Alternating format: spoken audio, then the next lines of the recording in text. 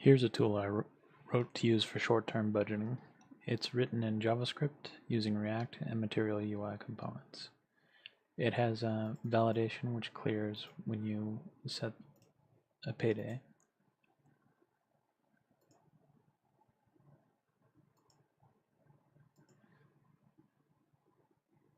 And now we can set balances.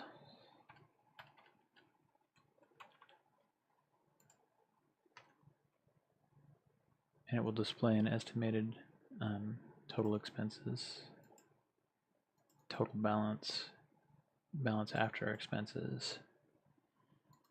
It will also calculate the days until the payday, and then how much you could spend on a daily basis and still break even at the end of the month.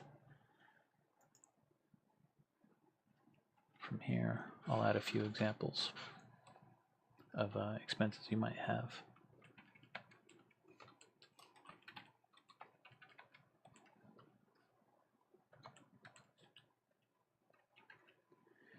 You'll notice while this is up that it has some strange periods. Once means it'll only happen one time. Monthly means that it'll happen every 1 day or 30 days, and it estimates one time given the payday. If you set it to daily, it'll happen 28 times before the next payday. Sunday 4 times. I think you get it from there.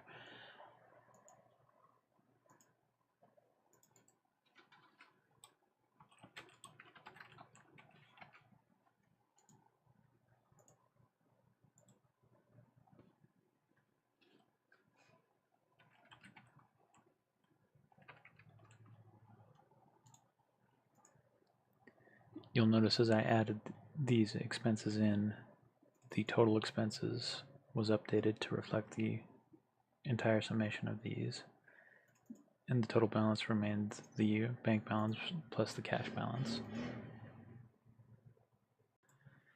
The balance after expenses is simply the total balance minus total expenses, and then the daily budget was readjusted to account for the balance after expenses.